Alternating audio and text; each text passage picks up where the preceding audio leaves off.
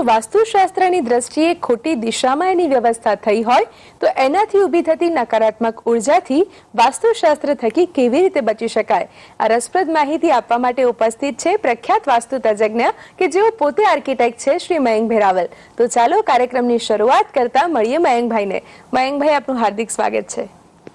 નમસ્કાર. મયંકભાઈ, ગઈકાલે તમે ખૂબ સુંદર આઉટહાઉસ વિશેની માહિતી આપી. તો હવે એક પ્રશ્ન એવો થાય છે કે ધારો કે વ્યવસ્થા એની થઈ ગઈ હોય, પછી ખ્યાલ આવે દર્શક મિત્રને કે એની વ્યવસ્થા વાસ્તુ આધારિત ખોટી થઈ છે, ખોટી દિશામાં થઈ છે, તો એનાથી ઊભી થતી નકારાત્મક અસરોથી કઈ રીતે બચી શકાય?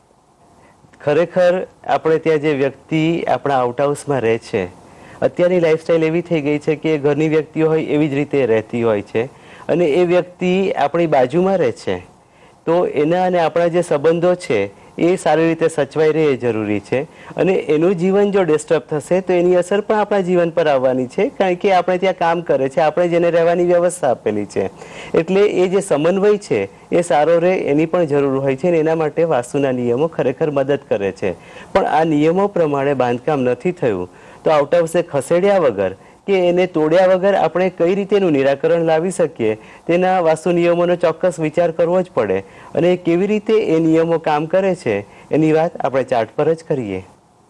દર્શક મિત્રો, આપણા ઘરમાં જે લોકો કામ કરે છે અને આપણા જીવનમાં જે લોકો વણાઈ ગયા છે એ લોકોને રહેવાની વ્યવસ્થા, એટલે આપણે એને આઉટહાઉસ કહીએ, ઓરડી કહીએ, પણ જે પણ કહીએ, એ લોકોની વ્યવસ્થા જ્યારે કરવાની હોય ત્યારે તે કઈ જગ્યાએ કરવી જોઈએ એ પ્રશ્ન ખૂબ જ અગત્યનો છે. તો પશ્ચિમ તરફની આપણી જે દિવાલ છે એ પશ્ચિમના મધ્યમાં દિવાલથી થોડું આપણે છેટું રાખી અને જો ઓરડી બનાવીએ તો તે આદર્શ જગ્યા આપણા જે માણસોને રાખવાના છે એના માટે ચોક્કસ ગણી શકાય. અને આપણે જે ગઈકાલે વાત કરી કે અમુક જગ્યાએ ઓરડી બને છે એની નકારાત્મક અસરો જે ઊભી થાય છે તે શા માટે ઊભી ના થાય એ આપણે વિચાર કરવો હોય તો વાસ્તુ આધારિત સોલ્યુશન શું હોઈ શકે.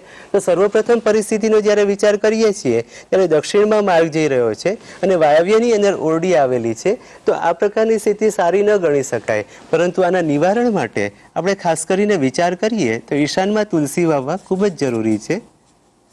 ઉત્તરમાં લોન વાવવી જોઈએ, નૈઋત્યની અંદર નાળિયેરી વાવવી જોઈએ. અને આ જે મકાન છે એની અંદર શંકર ભગવાનના લિંગ પર પાણી, દૂધ અને પાણીથી જો અભિષેક રેગ્યુલર કરવામાં આવે તો આ જે બાંધકામ થયું છે એને તોડ્યા વગર તેનું સોલ્યુશન ચોક્કસથી લાવી શકાય છે. હવે આપણે બીજી પરિસ્થિતિનો વિચાર કરીએ તો ઈશાનની અંદર આપણે ઓરડી બનાવી છે, એટલે કે ઘરનો જે એનર્જી સોર્સ છે એને આપણે બ્લોક કરી દીધો છે, એટલે એ પરિસ્થિતિ ઘણી જ ખરાબ ગણી શકાય. જો ત્યાં નવું બાંધકામ કરવાનું હોય તો ન જ થાય, પણ માનો કે એ બાંધકામ થઈ ગયું છે તો સર્વપ્રથમ તો આપણી પાસે હવે જે ઈશાનવાળી જગ્યા રહી છે ત્યાં આગળ આપણે તુલસી વાવીશું. અગ્નિની અંદર આપણે દાડમ વાવીશું.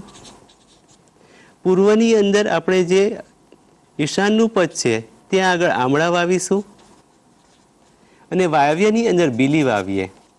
આ પ્રકારની રચના જો કરવામાં આવે તો જરૂરથી આ પ્રકારનો જે પ્લોટ છે એમાં ફાયદો મળતો હોય છે. તે ઉપરાંત ગુરુવારે ઘરનો ઉંબરો પૂજી અને આસોપાલવનું તોરણ લગાડવામાં આવે અને કોઈ પીળી વસ્તુ રાંધી અને તેનું દાન કરવામાં આવે તો ચોક્કસ આ પરિસ્થિતિ છે તેમાં ફાયદો થાય છે. અને આપણે જોઈએ છીએ કે દક્ષિણનો રોડ છે, એટલે ઘરની અંદર ગણેશજીની પૂજા જો કરવામાં આવે તો વાસ્તુદોષ નિવારણમાં તે જરૂરથી મદદરૂપ થાય છે. હવે ત્રીજી પરિસ્થિતિનો વિચાર કરીએ તો પશ્ચિમની અંદર રોડ જઈ રહ્યો છે અને ઈશાન ફરી વખત આપણને બ્લોક થયેલો દેખાય છે. તો આ પરિસ્થિતિની અંદર આપણી જે શોર્ટર સાઈડ છે એની અંદર આપણે તુલસી વાવીએ છીએ, અગ્નિની અંદર દાડમ વાવીએ છીએ, નૈઋત્યની અંદર નાળિયેરી વાવીએ છીએ અને વાયવ્યમાં બીલી વાવવા જરૂરી છે. તે ઉપરાંત ઉત્તરની અંદર લોન વાવવી આ પરિસ્થિતિમાં જરૂરી છે.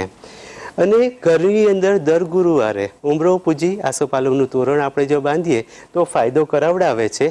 એ ઉપરાંત ખાસ કરીને ગુરુવારે જો આપણે વ્રત રાખવાનું કે એવો કોઈ નિયમ લઈએ અથવા તો ગુરુવારે કોઈ સારું કાર્ય કરીએ તો આ પરિસ્થિતિમાં જરૂરથી લાભ થાય છે.